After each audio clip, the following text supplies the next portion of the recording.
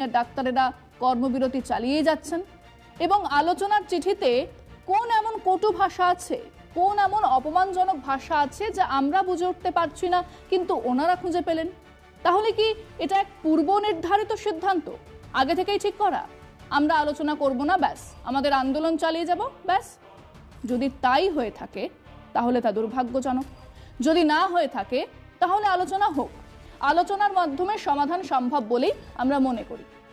আমরা আমাদের দর্শকদের জিজ্ঞাসা করেছিলাম, এই জুনিয়র ডাক্তার বাবুদের কি এখনই আলোচনায় বসা উচিত নয়? রাজ্য সরকারেরও কি আলোচনায় বসে একটা মীমাংসায় আসা উচিত নয়? শুনুন মানুষজন। ডাক্তাররা যেসব দাবিগুলো তুলছে সেগুলোও যেমন প্রাসঙ্গিক, সেরকম বহু মানুষের হয়রানিও শিকার হচ্ছে, দীর্ঘদিন ধরে পরিষেবা চিকিৎসা পাচ্ছে না। তাদের কথা ভেবেও ডাক্তারদের এগিয়ে আসা উচিত। মানবিকতার খাতিরে আমি বলবো জুনিয়র ডাক্তারদের একটু এগিয়ে আসা, আবার সরকারকেও এগিয়ে আসা। দুপক্ষই যদি সমানভাবে সদিচ্ছা নিয়ে যদি এগিয়ে আসে, অবশ্যই সমস্যার সমাধান হয়ে যাওয়াটা আশু কর্তব্য। তিনটাই ভালো।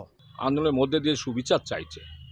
আমার হচ্ছে যদি জুনিয়র ডাক্তাররা সরকারের কাছে না যায়, তাহলে সরকার যদি মনে করে জুনিয়র ডাক্তাররা আমাদের সন্তান সম, তাহলে তাদের কাছে এসে তাদেরকে বুঝিয়ে এবং ন্যায্য যাতে বিচার পায়, আর্যিকর কাণ্ডে আমাদের ছোট্ট বোনটা বা মেয়েটা, তার সুব্যবস্থা করা।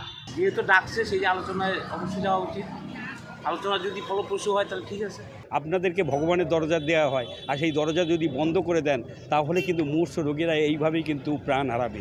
সুতরাং আপনাদের কাছে আমার বিনীত প্রার্থনা বা অনুরোধ, আপনারা অবশ্যই কাজে জয়েন করুন এবং গঠনমূলকভাবে, অর্থাৎ সমস্ত কাজকর্ম করে আপনারা